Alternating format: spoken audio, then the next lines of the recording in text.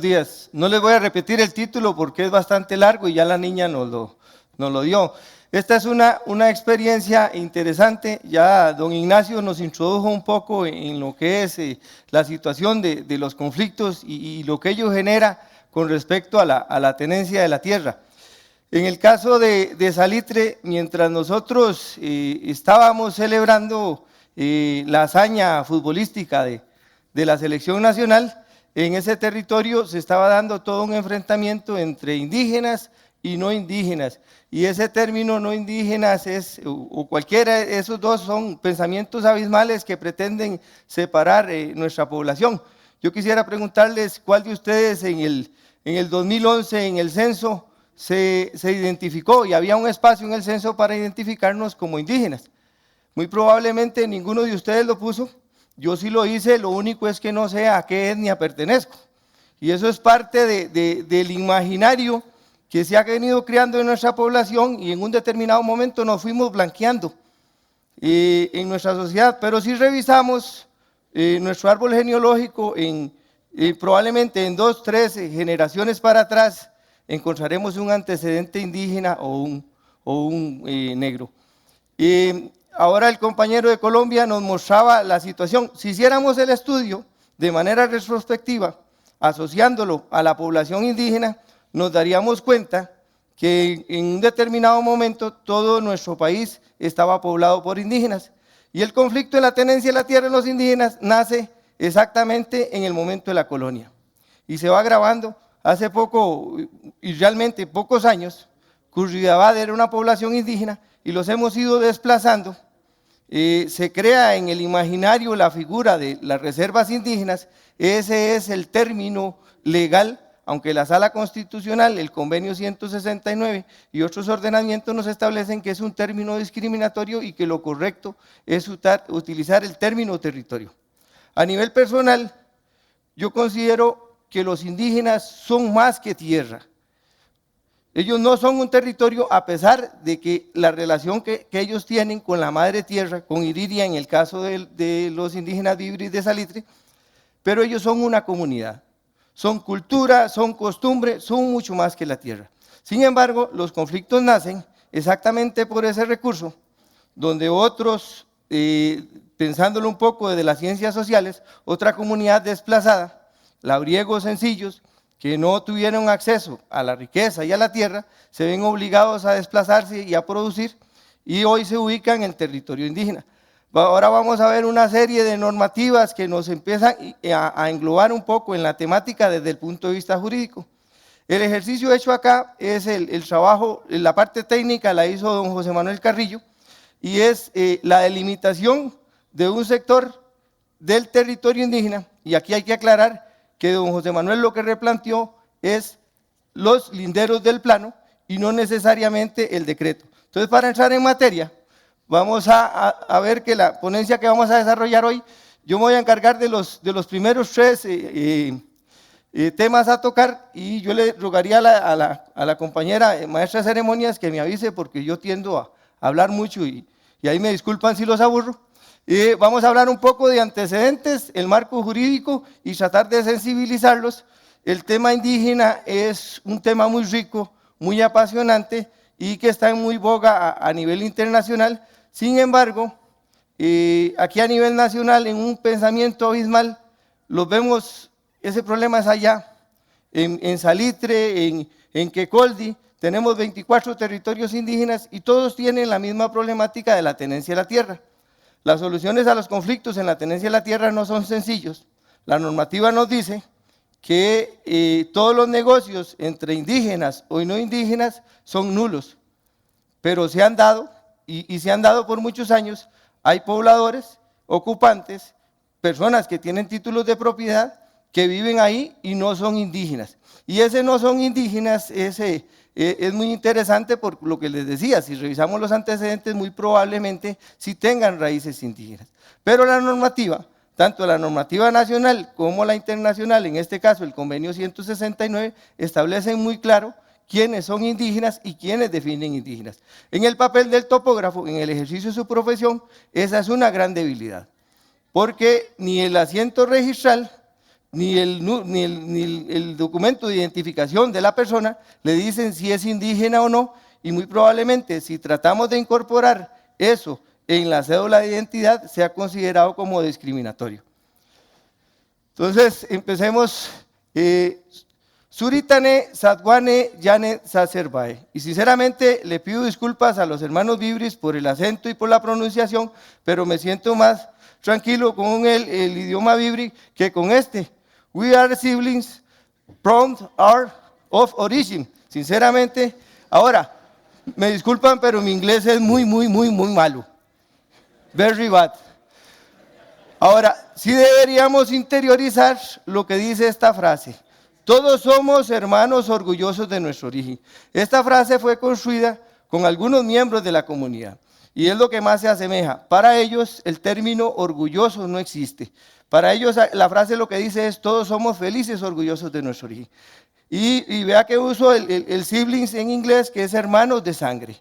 Y por todas nuestras venas, aunque no lo querramos, corre sangre indígena y deberíamos sentirnos orgullosos de ello. Entonces, la solución a esta problemática corre por una serie de instituciones y de disciplinas. No es sencilla y requiere la generación de los insumos necesarios, que es parte del trabajo que hemos hecho. En este caso, vamos a hablar un poco de la normativa. En 1945 se crea la Junta de Protección de Razas Aborígenes. La ley de 1939 de terrenos baldíos ya establecía que esos territorios ocupados por los pobladores indígenas o nuestros pueblos originarios eran inalienables y les pertenecían a la comunidad. No se permite ahí la inscripción de bienes individuales, lo cual es retomado ya en la declaratoria. Y esto es en la normativa reciente, porque en los 1800 habían otras normas que establecían lo que eran los derechos de los indígenas y sus territorios, pero la primera reserva indígena que se crea en nuestro país es la compuesta por Terra Baburuca, Ujarrá, Salitre, Cabagra y Chinaquichá. Eso es de 1956. Posteriormente se dan una serie de modificaciones normativas. Aquí es interesante, y ese ejercicio lo vamos a ver más adelante, el decreto de la declaratoria de estas reservas es un tanto ambiguo en cuanto a su delimitación. A partir de ahí se empiezan a generar los problemas con respecto hasta dónde llega el objeto que corresponde a la reserva. Y parte de esos problemas de limitación son los que vienen a generar posteriormente los conflictos en la tenencia de la tierra. Aquí vemos un poco lo que es la legislación indígena vigente, que establece quiénes son indígenas. Los indígenas son personas que constituyen grupos étnicos descendientes directos de las civilizaciones precolombinas. Ahí prácticamente todos calzamos. Pero ¿qué sucede? Que conservan su propia identidad. Lamentablemente, la etnia a la que nosotros pertenecemos fue la que se fue mezclando dentro de ese mestizaje y perdimos nuestra identidad, al colmo de que hoy yo no sé a cuál etnia pertenezco. Luego se establece que las reservas son inalienables e irrestrictibles, no son transferibles y son exclusivas de las comunidades indígenas. Y además la legislación nos dice que todo traspaso y negociación de tierras mejoras en reservas indígenas entre indígenas y no indígenas es absolutamente nulo. Y aquí tenemos donde entra el rol del topógrafo. Tenemos profesionales que hacen trabajos dentro de los territorios indígenas y como lo vamos a ver más adelante, en estos momentos el único ente estatal que nos dice si una porción de terreno, una parcela, un predio se encuentra dentro de un territorio indígena es la CONAI, que es la Comisión Nacional de Asuntos Indígenas, que en principio es el ente estatal que representa los intereses o debería representar los intereses de los pueblos indígenas. Y ahí hay todo un conflicto, porque en alguna medida, ni a nivel estatal, ni a nivel de las comunidades, ese ente es reconocido y ha perdido un poco su papel protagónico. En estos momentos, las asociaciones indígenas son las que deberían representar los intereses de los indígenas. Esta es una institución criada desde afuera por Dinadeco y también algunos indígenas dentro de sus conflictos como una comunidad tienen problemas porque es la asociación la que dice quién es indígena y quién no es indígena y entonces ahí hay una serie de conflictos. Ahorita surge el Consejo de Mayores Y ahí, a nivel de estructura interna, son ellos quienes deberían, en alguna medida, empoderarse de la Asociación de Desarrollo para que lo represente a nivel externo y que sea el grupo de mayores el que lo represente a nivel interno, pero eso es una situación meramente de organización interna de la comunidad.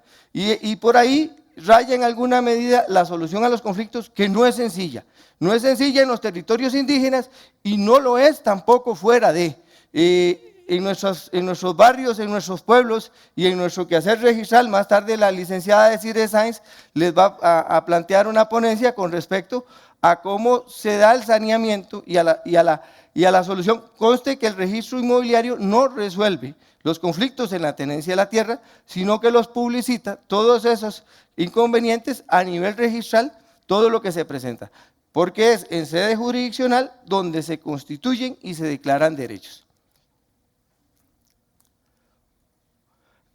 Podemos ver en la fotografía un poco del paisaje escénico y es parte de la riqueza que existe en la zona, primero por la relación directa que tienen los indígenas con la tierra, con la madre tierra, con la naturaleza.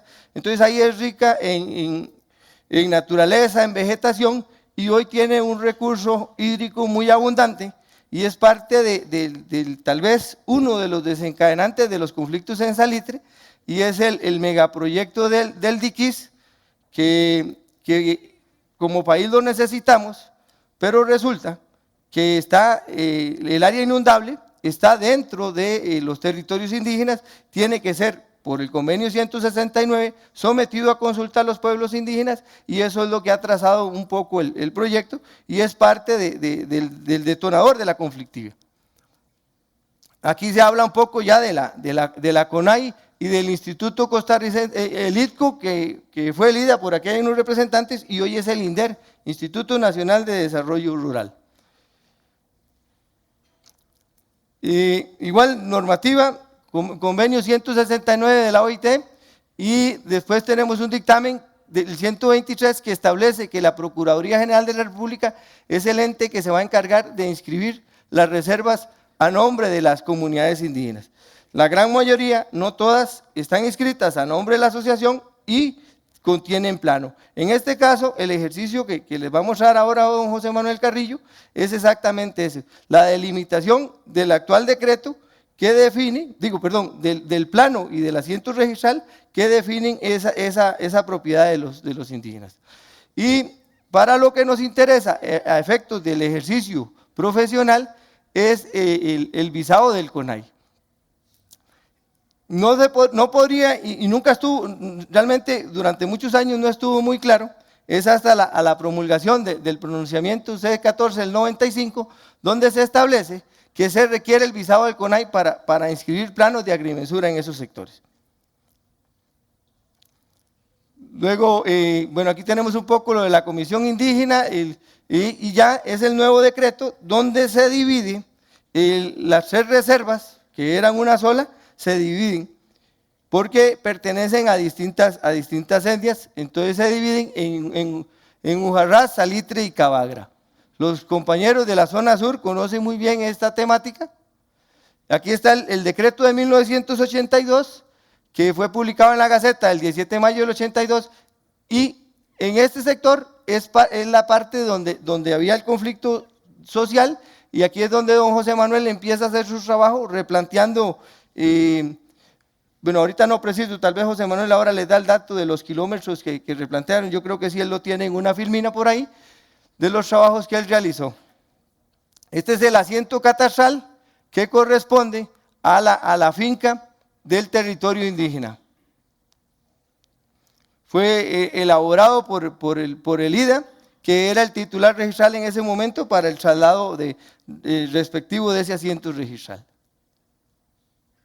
Y aquí para ubicarlos un poco, ya esto es en el territorio indígena, ya llegamos, esto es en la escuela Demetrio Tinoco. Este es el montaje del primer decreto de 1956, esto es una interpretación personal que se hace a la lectura del decreto. Puede diferir de interpretaciones, a la luz de que el mismo es muy ambiguo. Y aquí tenemos el decreto del 82, salitre es esta. Esta es Cabagra y esta es Ujarrás. La zona donde trabajó y que nos va a explicar ahora puntualmente don José Manuel es esta, que es donde colinda con no indígenas. Este sector no habría tanto problema en delimitarlo, ni se requeriría porque es entre territorios indígenas. Y aquí colinda con el Parque Internacional La Amistad. Ya entrando un poco en materia, a la luz de estos conflictos, se requirió entrar en el proceso de conciliación jurídica catastral, que es en esencia realizar los estudios de catastro y registro, y en este caso una visita al campo, para ver las situaciones específicas de la tenencia de la tierra. En este sector, tenemos un proyecto de titulación del ITCO, que es el del Valle del General, creado en 1972, y acá abajo tenemos el de Cotobruz, que también eran proyectos de titulación.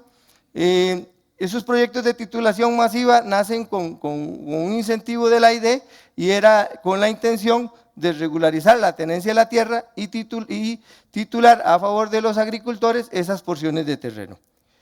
Por acá vemos que tenemos el territorio indígena de Salitre y esta porción no está incluida ni dentro del territorio indígena ni dentro de los proyectos de titulación, pero aquí se ve un poco enmarcado en la colindancia con el planito que describe la finca, esa zona de estudio y esa zona de conflicto, y vemos la situación de la tenencia de la tierra. Algunas de estas fincas fueron tituladas con el proyecto de titulación Cotobruz que estaba por acá, y eventualmente podrían tener algunos vicios y todo, pero ya eso es en sede jurisdiccional que se deberá valorar. Aquí se generan los insumos para que los entes competentes, los gestores del territorio, tomen las medidas y las decisiones políticas administrativas que competen. La solución al conflicto no es sencilla, porque el sacar y reubicar a esos no indígenas que viven dentro del territorio implica generar también un problema social, y esa es una decisión que los entes y el Estado deberán tomar oportunamente, valorar y dimensionar cuáles son las implicaciones de ello. Acá el ITCO, el IDA y hoy INDER debe y está realizando lo que es el estudio situacional para determinar cuántos no indígenas y qué porciones de terreno poseen, qué derechos les asisten para tomar las decisiones que competan. Yo creo que, aquí es otro sector, este fue uno de los de ocupación. Estos generaron conflictos y es interesante las dimensiones que toman esos conflictos y tal vez no llegan a nuestros oídos. Increíble que sin tomar partido ni nada, porque aquí hay que ser muy objetivos y muy parciales, pero que a estas alturas del siglo XXI, algunos miembros de nuestra comunidad se sientan con la potestad y el derecho de marcar a otro como un animal, y por lo menos en una ocasión, y la verdad da vergüenza exponerlo, pero en una ocasión eso sucedió, y es parte de ese pensamiento abismal de los otros descartables, que soy más que un indígena, y a veces nos da vergüenza hasta reconocer nuestros orígenes indígenas, y eso se crió a nivel social dentro de nuestro imaginario durante todo un proceso, y es toda una discusión de las ciencias sociales al respecto. Aquí la gran ventaja es que el sistema de información de planos no refleja que hayan surtido efectos jurídicos, pero sí estaban en manos de no indígenas. Hoy han sido recuperadas, y ese término hay que tener un poco de precaución, es el que utilizan los pueblos indígenas, pero en su gran mayoría son recuperaciones a la fuerza. Algunas también las realizan dentro de nuestro sistema jurisdiccional, pero esos son parte de los detonantes y las situaciones que vienen a agravar los conflictos en la tenencia de la tierra. Y yo creo que ya con esto, importante, dentro de los insumos, y esto es un gran avance a nivel país, realmente quienes deberían decir esto son los compañeros del Instituto Geográfico Nacional que están por acá, en asocio con el registro inmobiliario. Se ha dado todo un esfuerzo y se llega a concretar con la incorporación de las estaciones GNS nacionales, de la red nacional, dentro de la red CIRGASCON. Ya fueron oficializadas ahora en el 2014, ya nuestra red, salvo Ciudad Quesada, que salió de operación por una remodelación en el banco, pero próximamente ya entrará otra vez en operación, en producción, y será incorporada a la red Cirgascom, que esta incorporación nos permite recuperar, darle sostenibilidad a nuestro marco y le da más firmeza a nivel internacional y facilita mucho los trabajos de topografía y geodesia. Este insumo fue utilizado dentro de nuestro trabajo para generar el replanteo de los vértices del plano, que es de lo que nos va a hablar José Manuel de seguido, que no sé qué se me hizo. Y con permiso, muchas gracias. Perdón si los aburrí o si me abusé. Espero no haberle quitado tiempo.